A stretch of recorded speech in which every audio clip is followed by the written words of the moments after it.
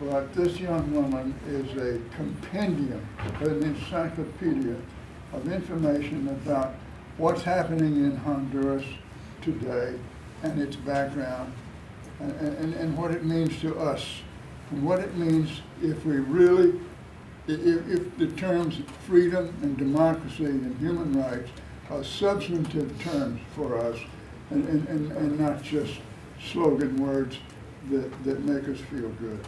So Annie Bird is going to talk, and then she's going to throw the floor open to your questions and your observations, if you like. And if you are on a negative wavelength, don't hesitate to say so. This is a discussion. It's not a sermon. Okay?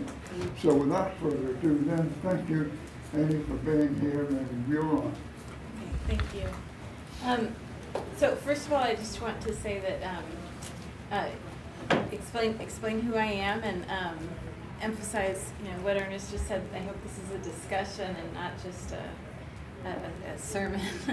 And I've been living for the past 13 years in Guatemala and working in Honduras for about 10 of those, but from Guatemala, which is relatively married to close. a Honduran.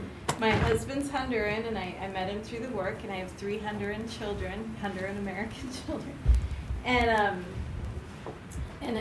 so I have family in-laws in Honduras right now, and my husband was working with one of the partners in a community radio station with one of the partners that we work with there, which is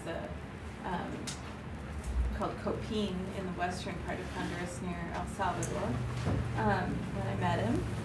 So his family's all been, very active in social issues, and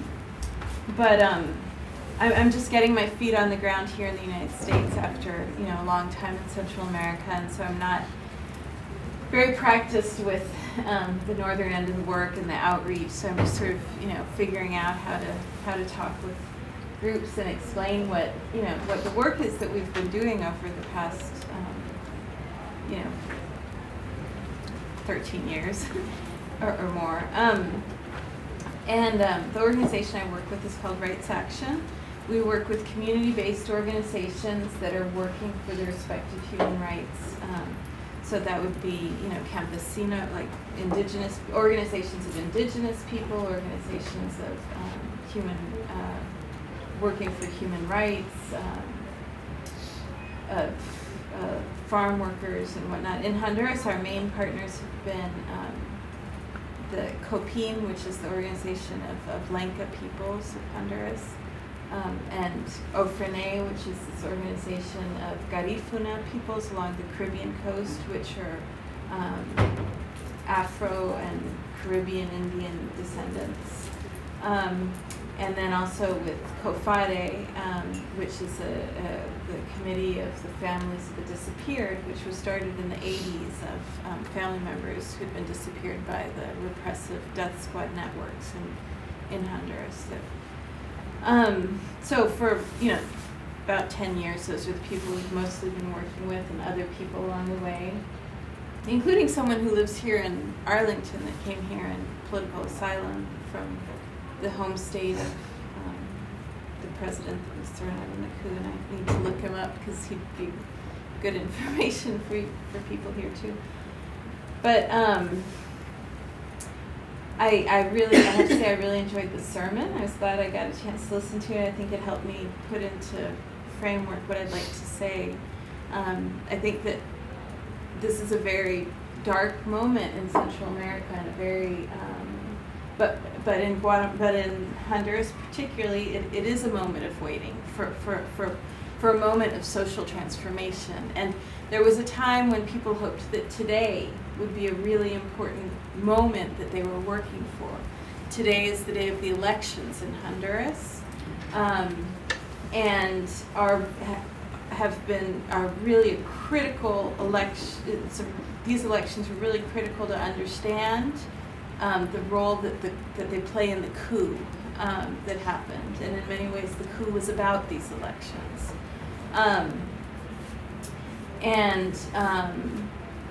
But, you know, and also in the sermon they mentioned something which has come to my mind a lot during these days, which is the civil rights movement here in the United States. In Honduras, we've seen an amazing nonviolent resistance movement to the coup that emerged following the coup. Hundreds of thousands of people came out spontaneously. They came out after when the president was thrown out of the country in an airplane. Hundreds of thousands of people came out. The military had roadblocks. They were shooting out the tires of buses. But people got down from the buses and then walked 200 kilometers to come into Tegucigalpa to demonstrate and to show their resistance to the coup. I think here in the popular press, they've been portrayed as Zelaya supporters, and most of the resistance movement would be the first to tell you that they are not necessarily Zelaya supporters. They came out because they were opposing the coup. They were supporters of democracy. And not necessarily behind any certain politician, but that Honduran society had been working for 20 years to begin to set the foundations of democracy after a very repressive time in the 80s, you know, in the context of the Central American Wars and the repressive networks that existed in the 80s.